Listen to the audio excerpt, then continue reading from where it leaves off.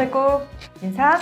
안녕하세요. 안녕하세요. 위클립의 문희정입니다. 이학범입니다. 오늘은 정말 위클립에서의 단골 주제라고 할 수 있는데요. 개 식용 종식과 관련된 이야기를 해보겠습니다. 네. 올해 초에 개의 식용 목적의 사육, 도살 및 유통 등 종식에 관한 특별법이 제정이 됐죠. 3년의 유예 기간을 거쳐서 2027년 2월부터 식용 목적의 개 사육, 도살, 유통, 판매가 금지됩니다. 문제는요, 이 3년 안에 관련 업종 종사자분들을 어떻게 보상 또 전폐업 시키느냐인데, 정부가 개 식용 종식 추진단을 조직을 하고 전폐업 이행 계획서를 받아서 업체 수를 파악하는 등 노력을 해왔는데요. 드디어 구체적인 개 식용 종식 로드맵이 발표됐습니다. 개식용 종식 기본 계획안을 정부가 마련을 하고요. 9월 24일 개식용 종식위원회에서 이걸 심의를 했습니다. 네. 그리고 나서 이제 정식으로 발표를 했는데요. 사람과 동물이 조화롭게 공존하는 동물복지 가치 실현, 이게 큰 타이틀이고요. 네. 크게 세 가지 목표가 있습니다. 전폐업 업계의 안정적 경제활동 유지, 식용 목적 사육견 제로화, 국민 인지도 향상, 공감대 확산, 이렇게 목표가 세워졌습니다. 일단 뭐 들으니까 좋긴 좋네요. 네. 자, 구체적으로 좀 살펴보죠. 우선 전폐업인데요. 정부가 2월 6일부터 5월 7일까지 3개월간 업체 신고를 받고 8월 5일까지 전폐업 이행 계획서를 제출받았습니다. 그렇죠. 자, 기간 내에 제출한 업체만 필요한 지원을 한다는 게 정부 방침이었죠. 5월 발표 자료에 따르면은 사육 농가가 1,507개,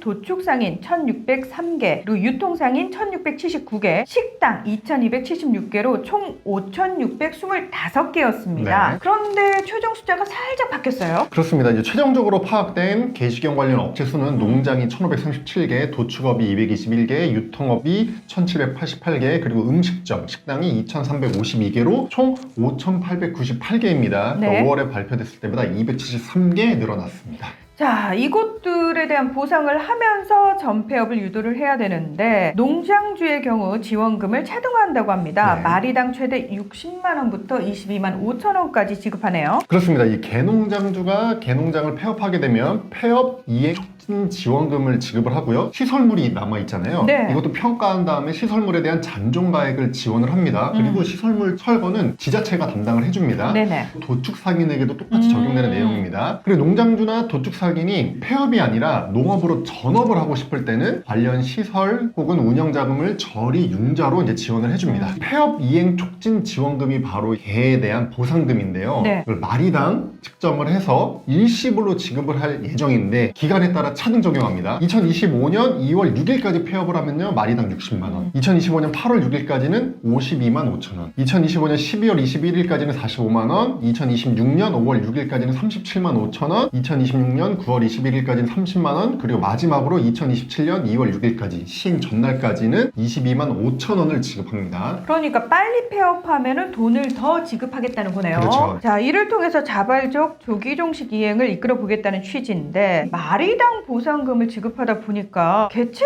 수를 늘릴 수도 있다, 이런 지적도 나오거든요. 나옵니다. 그런데 방어 장치가 좀 있습니다. 네. 이미 신고할 때 연평균 사용 마리수를 적어냈고요. 네. 그리고 상한선이 있습니다. 가축분유법에 따라서 배출시설 신고 면적을 기준으로요, 제곱미터당 1.2마리를 상한선으로 둡니다. 그러니까 네. 너무 많은 개체수를 보상해달라고 해도 보상을 안 해주는 거죠. 자, 농장과 도축장은 이렇게 지원을 하는 거고, 개식용 유통 상인과 식품 접객업은 어떻게 지원을 하는 건가요? 네, 제출한 계획서대로 폐업 또는 전업을 하면은 중소벤처기업부의 폐업 소상공인 지원 사업이 있습니다. 여기 연계돼서 이제 점포 철거비를 지원하고요. 재취업 성공수당, 재창업 사업화 자금도 있는데요. 이걸 지급해가지고 재취업이나 재창업을 지원하게 됩니다. 또는 이제 식당에서 메뉴를 바꾸거나 아니면 이 식육을 계곡에서 다른 고기로 변경하는 경우에는 시설 및 물품 교체를 지원합니다. 그리고 전업 또는 폐업에 되게 어려움을 느끼는 식당이나 사업체들도 있을 수 있잖아요. 그렇죠. 이때는 또 컨설팅을 지원합니다. 그래서 그 각 사업자 맞춤형 컨설팅을 지원하고요. 사업 정리 컨설팅을 하고 전업 컨설팅을 해주고 법률 자문까지 지원하겠다는 게 정부의 계획입니다.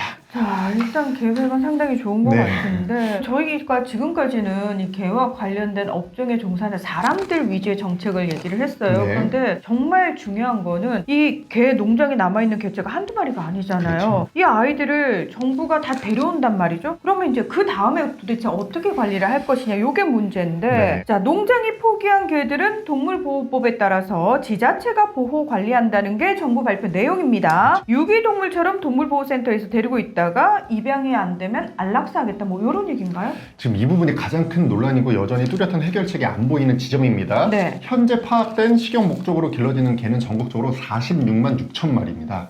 이게 만약 이 모든 개농장들이 한꺼번에 내년 2월 6일까지 다 폐업을 하면은 마리당 60만 원을 보상을 해야 되잖아요. 그렇죠. 그럼 이 폐업 이행 촉진 지원금만 2,800억 원이 들어갑니다. 그러니까 일단 엄청 큰 세금이 들어간다. 이게 이제 첫 번째 문제고요. 더 큰 문제는 사실 이 개체들을 수용할 공간이 없습니다.